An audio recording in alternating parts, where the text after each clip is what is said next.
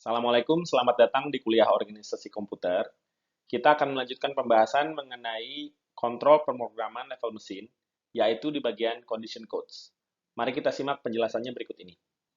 Kita lihat kembali register pada arsitektur 64 bit, ada 16 seperti dijelaskan sebelumnya, yang 15 bisa digunakan secara relatif fleksibel kecuali yang ini, RSP, untuk menunjukkan lokasi dari proses yang sedang berjalan, di mana instruksi pada proses tersebut dapat di-track ditunjukkan oleh ini, RIP, Instruction Pointer. Kita ingat kalau dalam arsitektur 32 bit hanya ada 8 register ya, dan ukurannya setengahnya dari yang 64 bit ini, namanya EAX ini, kemudian EBX dan lain-lain, sampai yang ini diberi nama EIP. Fungsinya sama aja, hanya yang di 64 bit lebih besar. Sedangkan yang ini baru, hanya ada di 64 bit ya, yang 8 yang baru ini.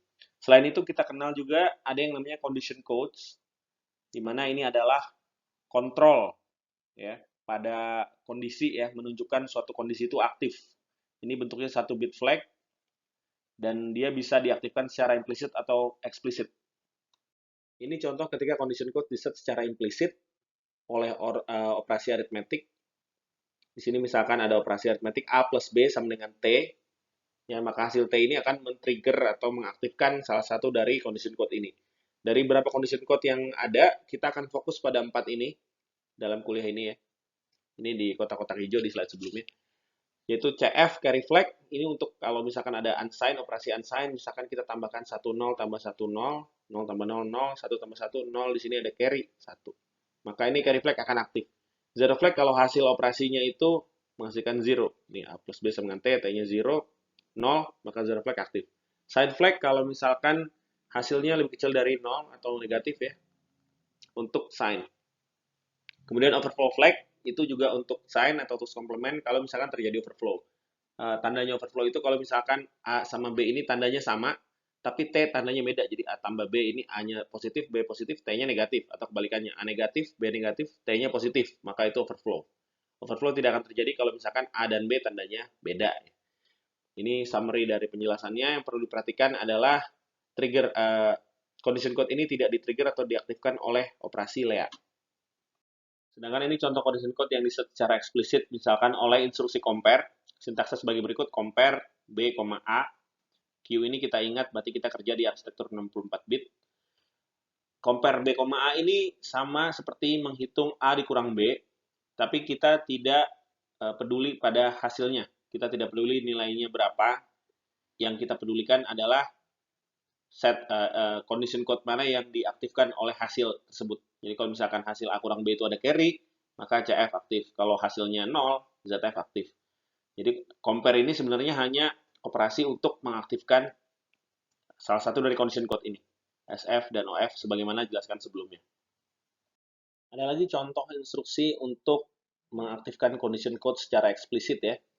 Yaitu di sini contohnya dengan tes ya, tes B, A ini seperti operasi A ampersand B atau masking ya. Hanya untuk setting condition code saja. Jadi kita bisa set condition code ZF kalau misalkan A persen B-nya 0 dan SF kalau misalkan dia negatif. Biasanya ini digunakan seperti ini ya. Resq ini kalau kita hanya punya satu argumen biasanya, satu operan. RAX, persen RAX. Sama gitu nilainya. Seperti ini. Condition code ini nilainya disimpan di special register. Special register itu juga selain condition codes ini ada yang RIP untuk instruction pointer di luar 16 register yang kita punya untuk arsitektur 64 bit. Umumnya kita tidak membaca nilai condition codes dari special register itu, tapi kita tulis nilainya ke salah satu dari 16 register yang kita punya dengan instruksi set. Set apa gitu ya. Jadi X ini artinya bisa diganti belakangnya jadi apa? Jadi E, N, E, S dan seterusnya. Penjelasannya ada di sini. Ya, jadi set ini itu membuat 1 byte terakhir atau low order byte dari register yang kita target itu menjadi 0 atau 1 ya. Nah, ini bisa 0 bisa 1 gitu. Tergantung dari condition code-nya apa. Sementara 7 byte yang sebelumnya itu tidak terpengaruh. Kan ada 8 byte ya, 64 bit register di 64 bit. Instruksi set tadi akan target 1 byte yang terakhir. Jadi ini 7 byte. Dari sini sampai sini. Ini 1 byte. Ya. Dan 8 byte totalnya. Ya, dia salah satu dari register ini yang akan diisi dengan nilai 0 atau 1 untuk memperlihatkan nilai dari condition codes yang ingin kita ketahui. Ini salah satu contoh aplikasi, misalkan kita punya fungsi yang akan mereturn 1 jika X lebih besar dari Y, dan 0 jika yang lain.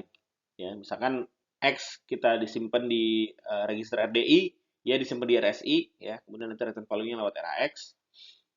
Maka jika kita compare RSI, RDI, ya, kita akan compare X, Y, X dan Y.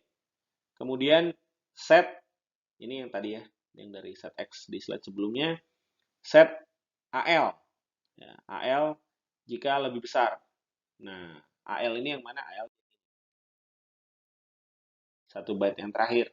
Bisa menjadi 0 atau 1. Ya. Kemudian umumnya kita selesaikan dengan move ZBL. Ini pada dasarnya menjadikan seluruh nilai sebelumnya itu 0.